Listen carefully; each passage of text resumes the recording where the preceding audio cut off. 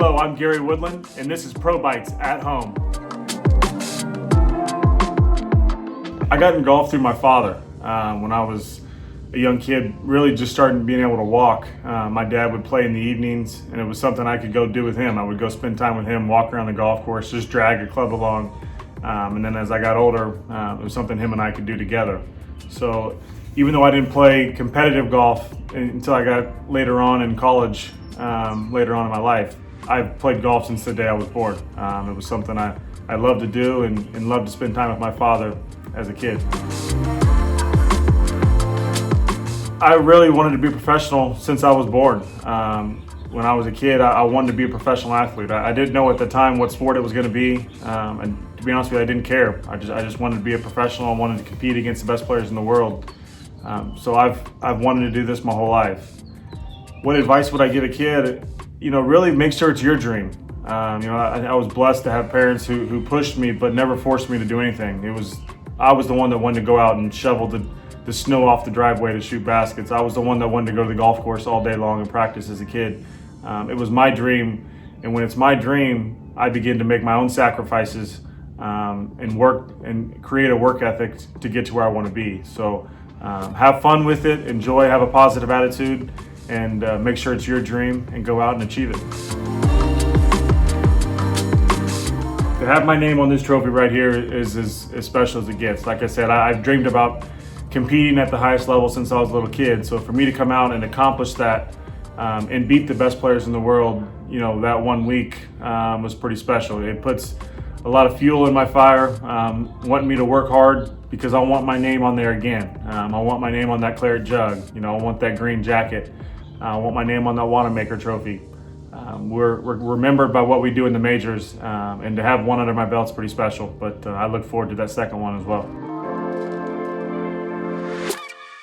I don't have many jokes. I do like to play pranks. I like to hide in the house, scare my wife, jump out from behind corner, scare my kids.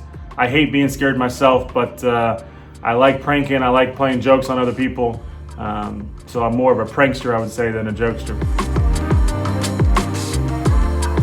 3 tips for me. One is you got to hit the ball solid. So it's not always how hard you swing, but hitting the ball in the center of the club face. We lose some speed if we hit it off the toe or the heel. So the key for us is to hit the ball in the center of the club face. So for me to want to increase my swing speed, I will widen my stance. With that allows my golf swing to get a little bit wider, allows me a little bit more wind up, a little more time to get more speed. The third thing, and really one of the most important things for me when I'm trying to hit the golf ball really hard, is I'm really deliberate on my backswing. So I'll take it back a little bit slower. I don't want to waste any energy on my backswing. So I want to wind up into my backside, my right side. And once I get to the top, then I'll fire as hard as I can. But I don't want to waste any energy going back. So for me, I want to hit the ball in the center of the face. I want to widen my stance, which gives me a little longer golf swing, a little wider. And the final thing is I want to be very deliberate on that backswing. Make sure all my energy is going in my right side. And then I'll fire as hard as I want going forward. A lot. I love the history. 62 major championships now, guys playing their clubs. I mean, it's a special deal for when I was able to sign with Wilson. Another thing for me is I've played sports my whole life. So being able to partner with a sports brand, and not only that, probably the biggest sports brand in the world, is special. And it's something that I really cherish and I hold dear to my heart. And I hope it's a relationship and a partnership that we have for a long, long time. I don't think we will have the Ryder Cup without fans. I really don't. The Ryder Cup make the fans. The players, we'll battle it out and we'll grind it out on the golf course.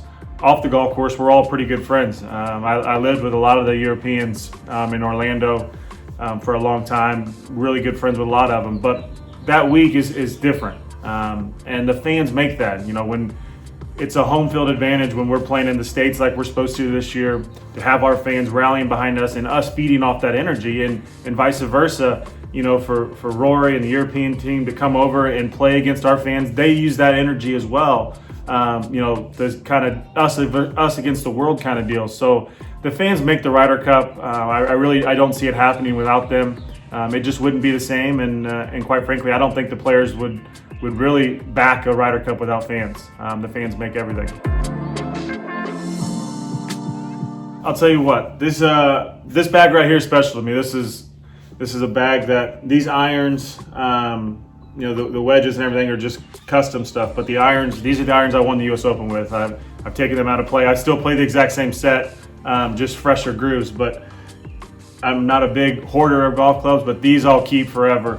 So these Wilson blades, they've been phenomenal. I tested a lot of clubs before I signed with Wilson. I fell in love with these irons, and it's pretty evident with the results that I've had. So these irons always stay pretty close to me, and something I'll cherish forever.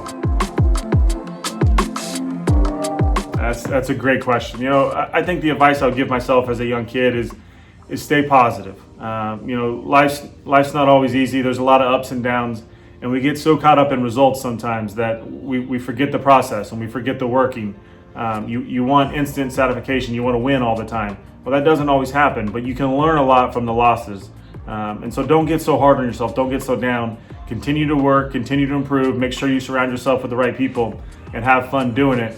Because once you get there and once you achieve, what you work so hard for, it's worth everything you suffered for, every sacrifice. It's worth every second. So enjoy the process, enjoy the ride, and have fun while you do it.